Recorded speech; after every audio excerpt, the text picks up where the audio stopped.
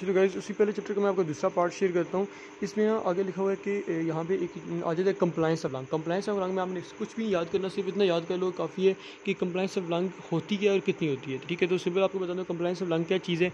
कितनी है कि जब हम लंग को मतलब हम कहते हैं ये कितनी इसके अंदर कैपेसिटी है, ठीक है, इसके अंदर कितनी कैपेसिटी है, कितना अपनी जगह से एक्सपेंड हो सकता है। ठीक है, कि एक्सटेंड कितना है कि जितना वो एक्सपेंड हो सकता है उसको हम कहते हैं कंप्लाइंस ऑफ लंग। ठीक है, और ये मतलब नॉर्मल वर्डिंग में आपको बता रहा हूँ। डेफिनेशन अगर याद करनी है तो प्रॉपर बुक से कर लो, लेकिन नॉर्मली एक extend to with the lung will expand. ठीक है, अब नॉर्मल लंग की कंप्लाइंस कितनी है, सिर्फ ये याद रखना है कि 200 मिलीलीटर ऑफ द एयर पर centimetre of water transfer pressure. ये इस जगह पे यहाँ पे लिखा भी हुआ है, ये आपने याद कर लेना है सिंपल इसकी एक वैल्यू।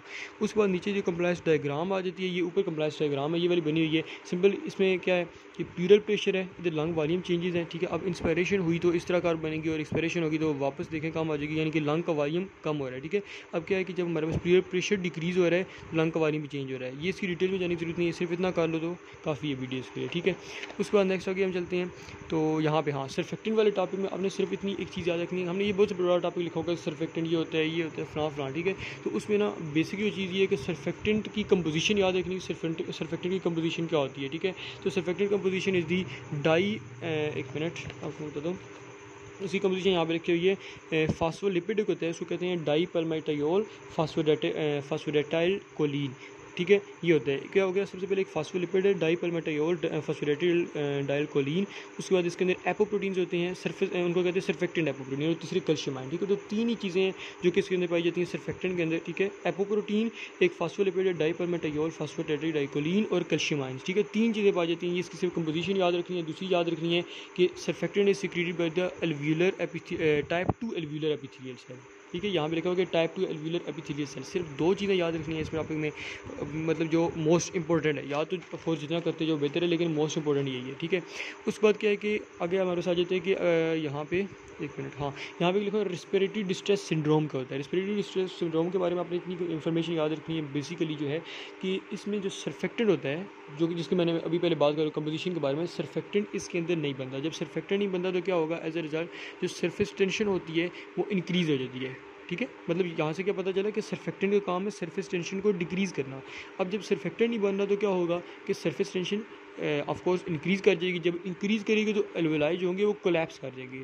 ठीक है, ये असल में ये जो जेस्टेशन पीरियड जो मतलब होता है ना, मैं आपको बताता हूँ, इसकी थोड़ी एक्सप्लेनेशन कर देता हूँ कि जो बच्चे होते हैं रेस्पिरेटरी डिस्ट्रेस सिंड्रोम वाले, असल में मोस्टली वो प्री मैच्योर बेबी होते हैं, यानी कि हम कह सकते हैं कि 6 मंथ्स वाले बेबी। असल में ना ये जो सर्फेक्टेंट बनता है it is secreted in the 7th month.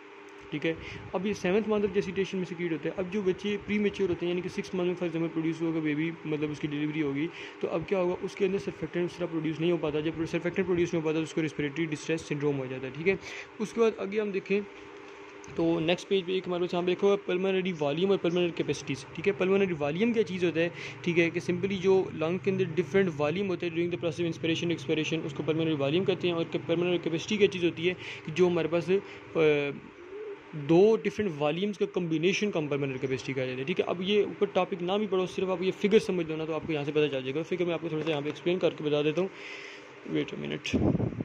ठीक है, ये यहाँ पे हम इस तरह एक बना लेते हैं ग्राफ। ठीक है, दो हम एक्सिस बना लेते हैं। ठीक है, अब हम यहाँ पे रखते हैं कि एक तरफ हम कहते हैं कि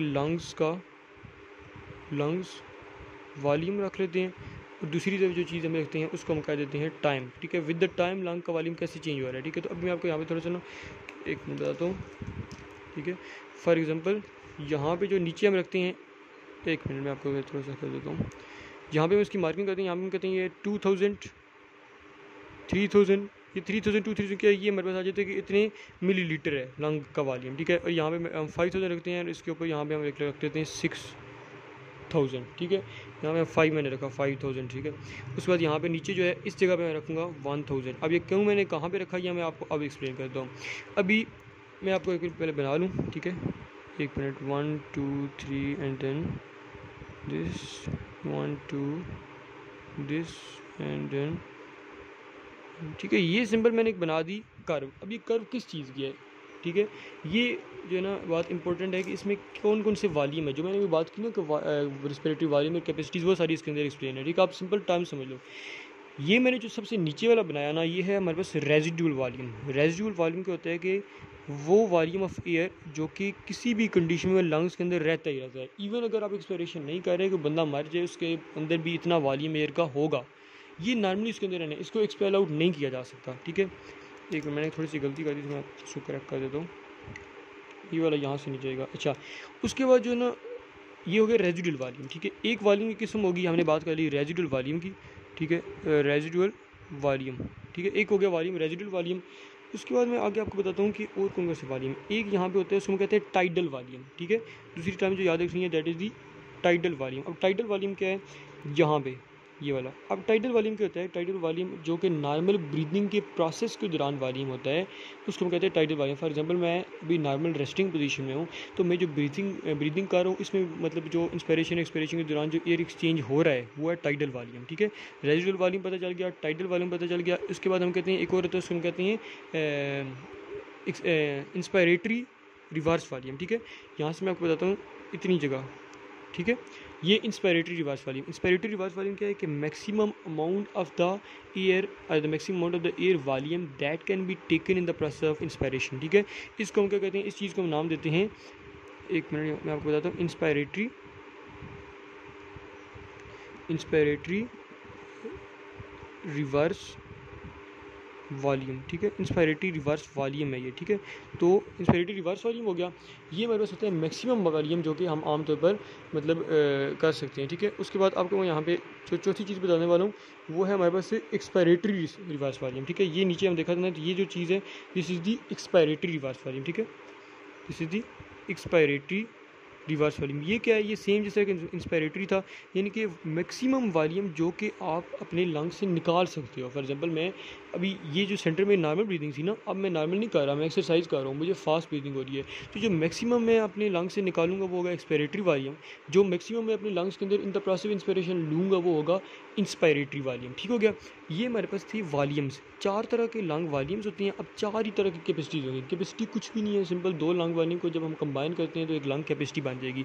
अभी फॉर एग्जांपल मैं आप कहता हूँ कि टाइडल वॉल्यूम और इंस्पिरेटरी रिफ्लेक्स, इन दोनों को, ये टाइडल था, ये इन दोनों को मैंने मिलाया, तो यहाँ पे बन जाएगी, इसको हम कहेंगे वाइटल कैपेसिटी।